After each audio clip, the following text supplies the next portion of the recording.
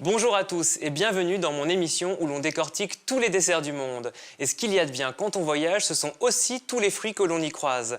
Des fruits exotiques mangés sur une plage, des produits locaux, du terroir. En fait, un fruit, cela nous rappelle peut-être plus qu'un goût parce qu'on l'a senti, parce qu'on l'a touché et aussi parfois parce qu'on l'a cueilli. Nous verrons une recette de mango sticky rice, un riz gluant à la noix de coco et à la mangue de Bangkok en Thaïlande.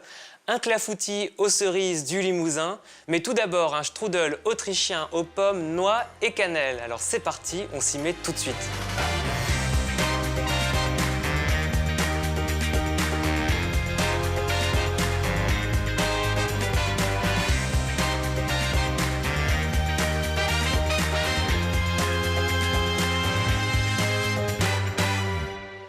On trouve des pommes toute l'année, mais avec des saveurs pareilles, c'est beaucoup plus rare. Le strudel aux pommes est d'origine autrichienne, mais aujourd'hui on en trouve à New York, jusqu'en Amérique du Sud.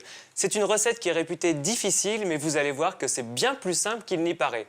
Et pour cette recette, vous aurez besoin, pour la pâte, d'une part, de farine, d'eau, de beurre et de l'huile pour l'enrober.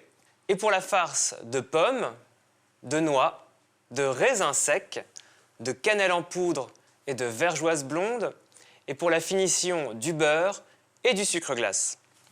Alors, le plus important dans le strudel, c'est la pâte, et elle doit être très élastique pour qu'on puisse l'étirer au maximum. Et c'est souvent ça qui fait peur quand on fait cette recette. Tout simplement de la farine, de l'eau et un tout petit peu de beurre. Et je vais pétrir avec le crochet pétrisseur, mais avant de pétrir avec le crochet, je vais ajouter l'eau et pétrir moi-même avec mes mains pour bien sentir la quantité d'eau que je dois ajouter, parce que ça dépend toujours de la farine que vous utilisez. Et une fois que j'aurai senti l'eau dont la farine a besoin, je pourrai mettre dans le robot et pétrir de manière automatique. Une fois que j'ai une pâte bien agglomérée, je vais pouvoir cette fois pétrir là. Et dans 5 minutes, je vais pouvoir ajouter du beurre. Ce qui me laisse le temps de préparer ma farce. Alors, je vais éplucher mes pommes. Le strudel est un gâteau très sain parce qu'on ajoute très peu de sucre dedans. C'est uniquement la pâte qui est badigeonnée de beurre, mais pas la farce en elle-même. Aujourd'hui, on trouve des pommes toute l'année, mais c'est évidemment en automne qu'on trouve les meilleures. Au bout de 5 minutes de pétrissage, je peux ajouter du beurre, alors du beurre mou à température ambiante, et là, je laisse pétrir 5 minutes de plus. Là, j'ai terminé de couper mes pommes en morceaux et je vais ajouter un tout petit peu de jus de citron dessus pour éviter qu'elle ne noircisse trop vite. Je vais aussi arrêter la machine, ça va faire du bien. Le citron, je vais l'écraser pour extraire plus facilement le jus. Et un tout petit peu. Vraiment, c'est vraiment de quoi empêcher le noircissement. Ah, il me reste une pomme que j'ai oubliée. Voilà. La pâte, je vais l'enrober d'huile pour éviter qu'elle ne dessèche à l'air libre. Et ce que je vais faire, c'est donc prendre un tout petit peu d'huile, en mettre dans l'assiette et je roule simplement la pâte dedans. Et ensuite, vous laissez reposer cette pâte pour qu'elle s'attendrisse encore plus pendant 1 heure à température ambiante. Mais moi, je me suis avancé, évidemment. Donc j'ai ma pâte qui a eu le temps de bien reposer. Dans ma farce, je vais pouvoir ajouter donc le sucre. C'est vraiment une toute petite quantité de sucre quand on voit la taille du strudel qu'on va avoir à la fin. Les raisins. Pas besoin de les faire gonfler dans de l'eau avant. Avec le jus de pomme, ça va pouvoir gonfler pendant la cuisson. Et des noix pour ajouter du croquant dans le strudel. Voilà, que je brise en morceaux, donc vraiment entre les doigts. C'est aussi simple. Le strudel est devenu populaire, donc, comme je vous l'ai dit, en Amérique du Nord, en Amérique du Sud. Et en Israël, le mot strudel est utilisé pour désigner le symbole arrobas. Donc quand vous avez un email, vous dites votre nom, strudel, quelque chose.com. Pratique. Je vais saupoudrer d'un peu de cannelle. Alors ça, c'est vraiment au goût de chacun. Je vais peut-être colorer la farce encore plus en ajoutant un tout petit peu. Et le sucre va faire ressortir le jus des pommes. Mais ça, c'est pas très grave. Une fois que vous avez fait votre farce avec le jus de citron, vous pouvez la laisser reposer jusqu'à ce que votre pâte soit elle également reposée. ou alors vous faites ça vraiment au dernier moment, juste avant d'étendre votre pâte. Tout est prêt pour mon strudel, il ne me reste plus qu'à le monter. Alors je vais enlever ça. J'ai besoin, pour étendre mon strudel, d'un grand torchon, ou si vous n'avez pas un très grand torchon, comme c'est le cas ici, vous en prenez 2, car c'est là-dessus qu'on va étendre le strudel. Et en Autriche, les strudels sont faits même sur une énorme table avec une grande nappe et on fait des strudels absolument géants. Après, je ne sais pas dans quoi ils les cuisent par contre. Moi, j'ai pas un four aussi gigantesque. Un rouleau à pâtisserie, ma pâte qui est ici et j'ai besoin de farine.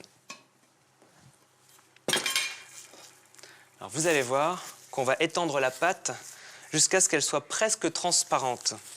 Là, je vais mettre un petit peu de farine sur la pâte. Voilà. Et là, je vois qu'elle a été très bien pétrie, elle est très élastique. Et du coup, ça limite le risque de craquage de la pâte, il n'y aura pas de trou dedans. Donc, je vais aussi mettre de la farine sur le torchon, car sinon, la pâte va adhérer au torchon, on aura du mal à la décoller. Et je vais commencer à étaler au rouleau, et ensuite, je vais l'étendre à la main. Dans un sens, puis dans l'autre, et peu importe si c'est pas régulier, tant que ça a à peu près une forme approximative rectangulaire.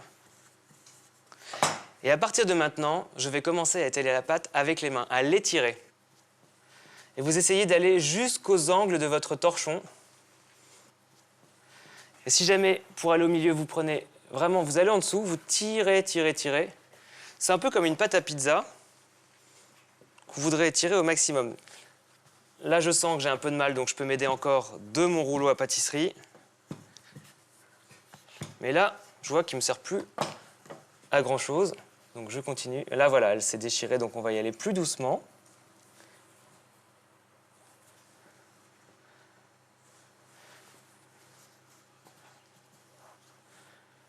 Voilà, je crois que je suis vraiment allé au bout de ce que je pouvais faire avec cette pâte. Alors je vais enlever le bord extérieur de la pâte, parce que celle-là, elle n'a pas été étirée. Donc on coupe bien tout ça. Ici, pareil, on va faire la même chose sur les 4 bords. Et après ça, si vous pouvez encore continuer à étirer, faites-le.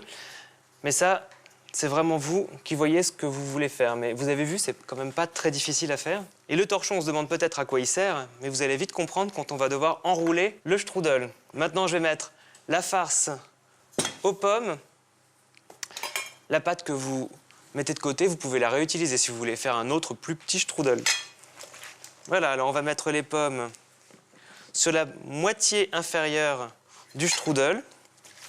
Et en fait, le strudel, c'est presque comme une compote de pommes prise dans une pâte. Et croyez-moi, si j'y arrive, tout le monde peut y arriver, car on peut avoir un peu peur de faire cette pâte, mais si vraiment ça vous rebute, prenez de la feuille de phyllo. Et vous aurez une pâte très fine comme ça. Voilà, je peux tout mettre. Finalement, j'en ai assez de pommes. Je pensais ne pas en avoir fait assez, mais c'est bon.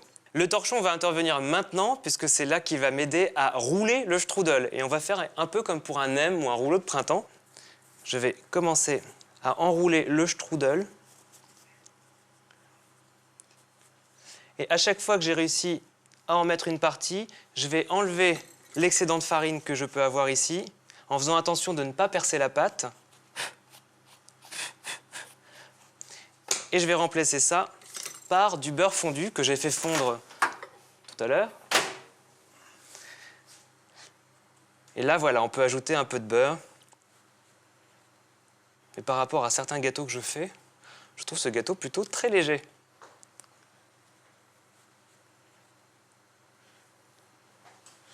Je vais aussi mettre du beurre sur la moitié supérieure. Voilà. Et maintenant, je finis d'enrouler mon strudel. Une plaque à pâtisserie avec du papier sulfurisé. Ce qui est un peu difficile maintenant, c'est de mettre le strudel sur la plaque. Alors, je prends mon torchon.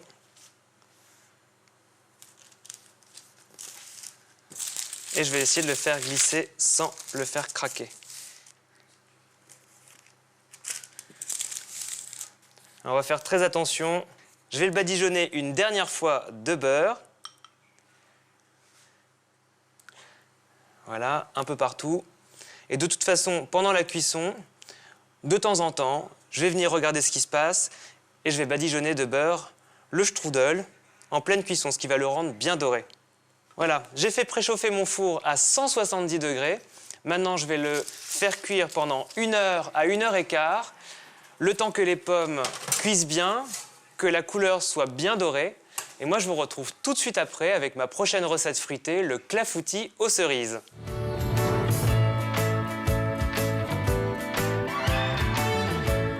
Pour ou contre, c'est l'éternel débat du clafoutis. Pour ou contre les noyaux dans la cerise. Eh bien moi, je mange mon clafoutis sans noyaux. J'ai trop peur de me faire mal aux dents. Et on ne le voit que très rarement dans les vitrines des pâtissiers à cause de son aspect rustique. Donc le meilleur moyen de le manger, c'est encore de le faire soi-même. Pour le clafoutis, vous aurez besoin de cerises dénoyautées, ou avec le noyau, ce que vous préférez, de la poudre d'amande, de la fécule de maïs, du sucre glace, de la vanille en poudre, des œufs, de la crème liquide entière, du beurre fondu et un peu plus de beurre pour mettre dans votre moule. Toutes mes cerises sont prêtes. Et ceux qui préfèrent garder les noyaux dans leurs cerises, c'est sans doute pour prolonger le plaisir, parce qu'on prend plus de temps pour manger, recracher le noyau, et aussi peut-être pour savoir qui a mangé le plus de clafoutis. Alors je vais avoir besoin de mon moule, dans lequel je vais mettre un peu de beurre, comme ça on pourra bien enlever les parts de notre clafoutis. Alors j'aime bien prendre un moule transparent, un plat transparent comme celui-là, car on peut voir les cerises en transparence pendant la cuisson. Alors évidemment, ce plat vient du Limousin. On ne peut pas y échapper là-bas. Tout le monde a la meilleure recette du clafoutis. Et un clafoutis, ça doit rester quelque chose de très simple à faire. Moi, je vous ai adapté la recette à mon goût en ajoutant dedans de la poudre d'amande pour le rendre encore plus riche et encore plus appétissant. Et j'ai mis de la crème, uniquement de la crème, alors que parfois on voit du lait ou moitié crème et moitié lait. Donc je vais avoir besoin de crème entière liquide, dans un grand bol de la poudre d'amande, mon sucre glace et ma fécule de maïs. Alors je mets la fécule de maïs à la place de la farine et le sucre glace à la place du sucre pour rendre à ce clafoutis une texture particulièrement savoureuse. Il est plus doux en bouche. Le sucre glace. Je vais ajouter également un petit peu de vanille en poudre. Alors si vous voulez mettre une gousse de vanille, évidemment, vous pouvez. Ça, c'est pour le goût et le visuel. On va voir tous ces petits grains de vanille. C'est pas vraiment des grains de vanille, c'est de la vanille vraiment broyée, qui a été séchée puis broyée. Ce n'est pas de la vanilline qui est contenue dans les gousses de vanille. Je vais donner un petit coup de fouet là-dedans. Et je vais maintenant mettre 2 œufs. Et je vais ajouter un petit peu de crème. Comme ça, je vais commencer à mélanger et je vais éviter d'avoir des grumeaux. Mais de toute façon, ici, on met de la fécule de maïs et le sucre glace. Et les grumeaux sont plus difficiles à avoir. Il faudrait vraiment les chercher. Alors le clafoutis, c'est un peu... Enfin, faut pas que je dise ça au Limousin, parce que c'est un peu comme une pâte à crêpes, dans le principe. Et le vrai clafoutis, on ne devrait même pas le préciser, mais est aux cerises. Quand on dit un clafoutis, c'est forcément aux cerises. Mais chez vous, vous pouvez l'adapter avec d'autres fruits. Par exemple, je l'ai fait aux figues une fois. C'était très savoureux. Ou avec des pommes, ou n'importe quel autre fruit. Donc j'ajoute ma crème au fur et à mesure, et là on voit, il n'y a vraiment aucun grumeau qui se forme. Donc là, on est vraiment dans la richesse du clafoutis. Crème, amande, du beurre fondu d'ailleurs, que je ne vais pas oublier non plus. Alors que de manière plus classique, comme je disais, c'est du lait, il n'y a pas d'amande. Vous pouvez en ajouter encore plus d'ailleurs, des amandes si vous voulez. Mais dans ce cas, il faudra enlever un petit peu de fécule de maïs. Du beurre fondu. Alors là, je mets du beurre doux, mais si vous voulez mettre un petit peu de beurre demi-sel, vu la quantité de beurre qu'on met, vous pouvez. C'est un bon exhausteur de goût, le sel. Donc pourquoi pas. D'ailleurs, je vais en ajouter une petite pincée. Alors la petite pincée de sel, c'est parti à l'origine de la sorcellerie, c'était pour éloigner le mauvais sort. Parce que souvent, la pincée de sel ne sert quand même pas à grand-chose. Vu la quantité qu'on met. Maintenant, il ne me reste plus qu'à disposer mes cerises dénoyautées. Alors une bonne chose à savoir sur les cerises, c'est que vous pouvez les congeler. Vous les lavez, vous les essuyez bien, vous les mettez sur un plateau, enfin une plaque de cuisson, que vous mettez au congélateur. Et une fois qu'elles sont bien refroidies et bien dures, vous pouvez ensuite les mettre dans un sac et les conserver ainsi plusieurs mois. Et comme ça, vous avez pris vos cerises en été et vous pouvez faire votre clafoutis pendant l'hiver. Là, j'ai pris des grosses cerises, type Bigarreau, mais vous pouvez prendre aussi, si vous voulez, des cerises au sirop, des cerises amarena, pourquoi pas. Mais là encore, je vais me faire taper sur les doigts par le Limousin. Donc maintenant, je vais verser la pâte sur mes cerises. C'est bon, je ne vais pas en mettre plus. Je vais faire cuire mon clafoutis pendant 30 à 35 minutes à 200 degrés, donc. Toujours en surveillant et en adaptant à votre propre four.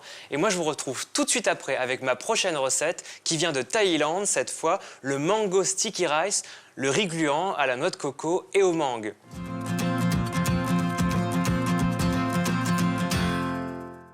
Nous allons maintenant faire le mango sticky rice, un riz gluant à la mangue et au lait de coco, un dessert exotique car thaïlandais, parfait après un repas épicé et pimenté car il est très suave et il va calmer le palais. Pour cette recette, vous aurez besoin de riz gluant, de lait de coco, de sucre de palme et de mangue, également de fécule de tapioca et d'un peu de sel. Alors, cette recette, il faut la préparer la veille, car il va falloir préparer le riz gluant, qui est une espèce de riz très particulière. Et si vous avez déjà mangé thaïlandais avec un curry, c'est souvent le riz qui accompagne ces plats-là, qui est absolument délicieux. Il est un peu résistant sous la dent, mais il y a une façon de le cuire. On voit souvent des gens qui préparent ça dans l'eau ou dans un rice cooker. Ici, je fais vraiment la méthode traditionnelle. Et c'est un riz qu'on reconnaît très facilement, car il est très mat et opaque. De toute façon, c'est facile de le trouver. Dans les épiceries asiatiques, c'est marqué riz gluant dessus. Donc la veille, vous le mettez dans une grande quantité d'eau froide, dans un grand bol, et vous le laissez reposer toute la nuit. Si vous voulez, vous pouvez même le laver un petit peu, mais ça, vous pouvez le faire le lendemain, peu importe, le jour même ou le lendemain. Donc dans une grande quantité d'eau froide, et le jour où vous voulez faire votre riz gluant, vous avez ici un panier vapeur qui est fait en bambou tressé, que j'ai mis dans un faitout avec de l'eau bouillante. Et j'ai mis mon panier vapeur qui ne touche pas l'eau bouillante avec un couvercle et mon riz gluant cuit presque 1 heure à la vapeur. Et de temps en temps, car on le cuit 1 heure, il faut secouer le panier et on obtient une boule de riz gluant. Et en secouant le panier de cette manière, on a une belle boule de riz. Et au bout d'1 heure, c'est bon. Donc c'est très long à cuire, c'est long à préparer, mais ça vaut vraiment le coup de le faire. Et puis en plus, vous le mettez, ça cuit tout seul, il n'y a pas besoin de s'en occuper. Donc pour ma recette, j'ai besoin de faire 2 sauces avec du lait de coco et du sucre de palme. Donc je vais commencer par le lait de coco qui va imprégner le riz gluant. Donc dans une casserole, je vais mettre mon sucre de palme. Alors c'est un sucre qui est fait à partir de palmier à sucre, qui a un goût très particulier. Et dans la cuisine de l'Asie du Sud-Est, il est très utilisé. Alors ça met un petit peu de temps à fondre, donc je vais le mettre dans la casserole avec ma première quantité de lait de coco. Voilà. Ça, je vais le mettre à bouillir, le lait de coco, jusqu'à ce que le sucre de palme soit totalement dissous. Et ça, je fais ça une fois que mon riz gluant est prêt. J'ai eu l'occasion, d'ailleurs, en Thaïlande, de faire mon propre lait de coco et je pensais que c'était beaucoup plus compliqué que cela. On prend la chair de la noix de coco, très fine, qu'on malaxe avec de l'eau froide et on laisse reposer. Après, on filtre la chair de noix de coco, donc on a un liquide très blanc. Et ça va se séparer. On va avoir au-dessus la crème de coco et en dessous le lait de coco, tout simplement. Donc il faut trouver la bonne quantité d'eau en fonction de la chair qu'on a. Mais c'est aussi simple que cela. Donc mes palets de sucre de palme vont mettre un peu de temps à se dissoudre, mais on sent déjà la très bonne odeur entre le sucre de palme et la noix de coco. Ça sent déjà divinement bon. Et avec ce riz gluant qui a cuit dans le panier en bambou, on a déjà toutes les odeurs de la Thaïlande. Alors je ne vous l'ai pas mis dans la recette, mais si chez vous, vous avez l'occasion de trouver un arôme de feuilles de pandan ou pandanus, on le trouve dans les commerces asiatiques, c'est une feuille très aromatique dont on peut trouver un extrait, un arôme, et vous pouvez ajouter quelques gouttes, ça n'en sera que meilleur. Mon sucre a eu le temps de se dissoudre, je vais mettre dans un bol mon riz gluant, qui a eu le temps de cuire. Alors dans cette recette, tout n'est pas précis. C'est en fonction de la capacité d'absorption de votre riz gluant et ça dépend de votre riz gluant et de la façon dont il a été cuit.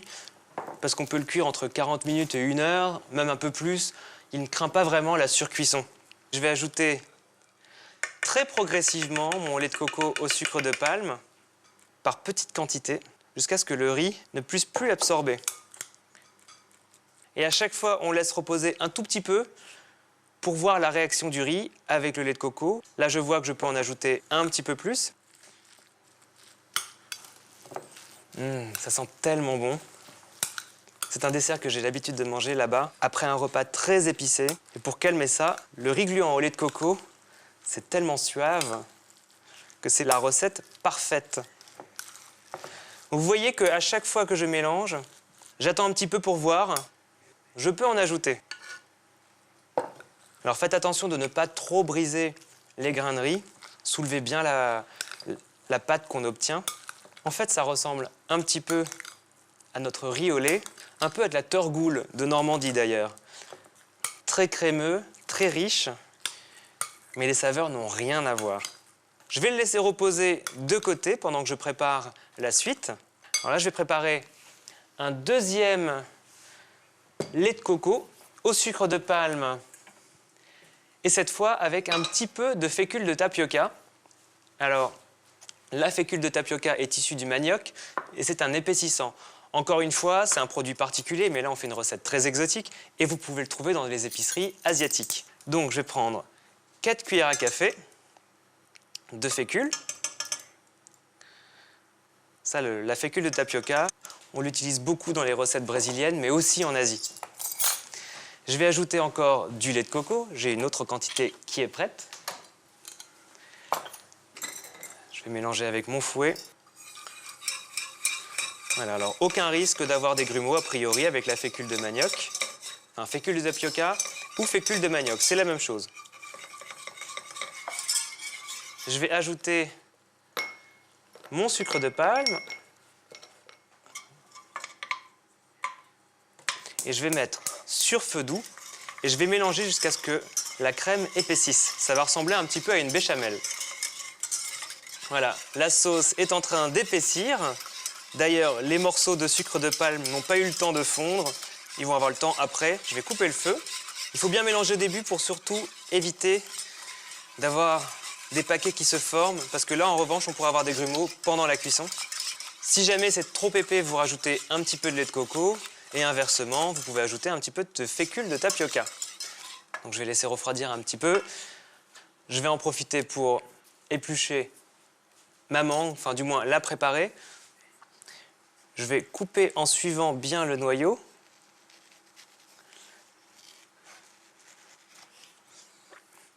On va couper des cubes en tranchant des bandes dans la mangue. Je vais aller jusqu'au bout. Si jamais vous passez de l'autre côté de la peau, c'est pas grave. Là, on va dans l'autre sens et on fait des carrés. Voilà. Et avec une cuillère à soupe, je vais venir chercher la chair en suivant bien la peau. Et là, tout se détache. Si jamais j'ai des morceaux trop gros de mangue, il suffira alors de les recouper. La mangue, je crois, c'est un de mes fruits préférés. Là, par exemple, j'ai des morceaux trop gros, il suffit de les couper en deux. Bon, mon sucre a dû avoir le temps maintenant de fondre, on va vérifier ça. Il en reste un tout petit peu, mais c'est bon. Tout est prêt, il ne me reste plus qu'à dresser mes bols. Alors c'est un dessert assez riche tout de même, donc prévoyez des petites portions ou alors vous faites des grands bols et ensuite vous partagez à plusieurs. Donc on va mettre le riz gluant qui a eu le temps de s'épaissir. Essayez avant ce dessert de manger des légumes pendant votre repas et d'éviter tout ce qui est nouilles sautées, riz frit ou j'en passe. Voilà. Alors la sauce, vous pouvez vous en passer car elle a une consistance assez particulière avec la fécule de tapioca, mais son goût est excellent. Je vais placer quelques morceaux de mangue sur le riz gluant au lait de coco. Alors, chez vous, prenez des plus petits bols. Là, je pense qu'on va le partager. Et maintenant, un petit peu de sauce au lait de coco et à la fécule de tapioca. Mon dessert est terminé, il est à déguster sans plus attendre. Je vous retrouve tout de suite avec tous mes desserts du monde.